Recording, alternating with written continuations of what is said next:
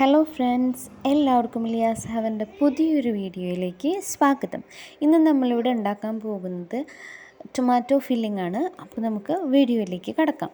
ആദ്യം നമ്മൾ തക്കാളി എടുത്തിട്ട് അതിൻ്റെ മുകൾ ഭാഗം മുറിക്കണം.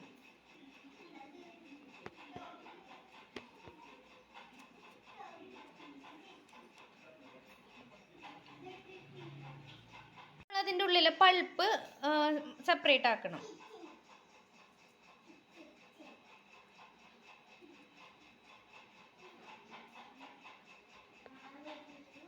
ഈ പൾപ്പ് കളയരുത്, അത് നമുക്ക് ഇനി ആവശ്യമുണ്ട്.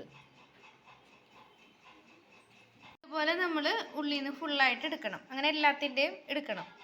ഇതിലേക്ക് ആവശ്യം ഒരു ചെറിയ സവോള ചെറുതായിട്ട് അരിഞ്ഞത്, അണ്ടിപ്പരിപ്പ് ചെറുതായിട്ട് അരിഞ്ഞത്, മുന്തിരി ചെറുതായിട്ട് അരിഞ്ഞത്, ക്യാരറ്റ് ചെറുതായിട്ട് അരിഞ്ഞത്. ഇതിലേക്ക് വേവിച്ച ഗ്രീൻ പീസ് എടുക്കണം. ഇനി ആ തക്കാളിയുടെ ഉള്ളിൽ വെക്കാനുള്ള ഫില്ലിങ് റെഡിയാക്കാനായിട്ട് ഒരു പാൻ അടുപ്പത്ത് വെച്ചിട്ടുണ്ട്. ഇനി അതിലേക്ക് കുറച്ച് വെളിച്ചെണ്ണ ഒഴിച്ചു കൊടുക്കുക. ഇതിലേക്ക് അരിഞ്ഞു വെച്ച കശുവണ്ടിയും മുന്തിരിയും ഇട്ട് കൊടുക്കുക.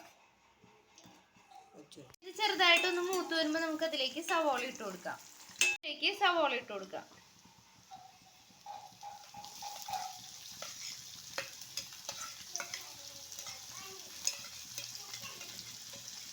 വാടാനായിട്ട് അതിലേക്ക് കുറച്ച് ഉപ്പിട്ട് കൊടുക്കാം.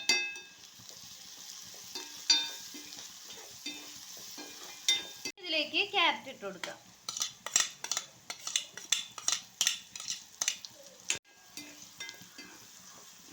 ഇതിലേക്ക് വേവിച്ച് വെച്ച ഗ്രീൻ പീസ് ഇട്ട് കൊടുക്കാം. നമ്മൾ ഉപ്പിട്ട് വേവിച്ച ഗ്രീൻ പീസ് ആണ് അത്.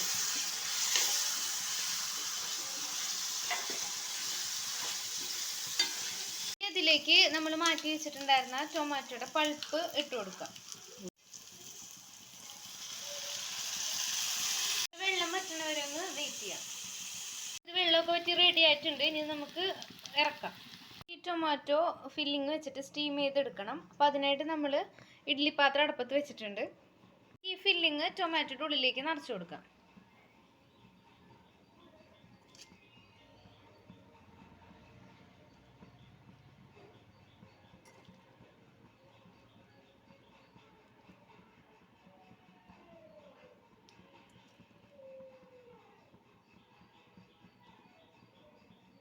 ഇങ്ങനെ നമ്മൾ എല്ലാത്തിൻ്റെയും ഉള്ളിൽ ഇതേപോലെ നിറച്ചു കൊടുക്കാം.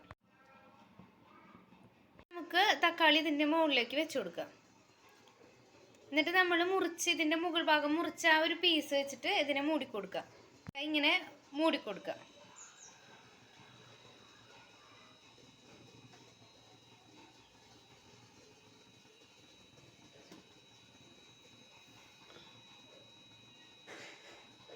വെച്ച് കൊടുത്തിട്ടുണ്ട്. ഇനി അടച്ചു വയ്ക്കാം. 3 മിനിറ്റ് ആയിട്ടുണ്ട്. അപ്പോൾ ഇത് റെഡി ആയിട്ടുണ്ടാവും. നമുക്കിത് തുറന്നു നോക്കാം.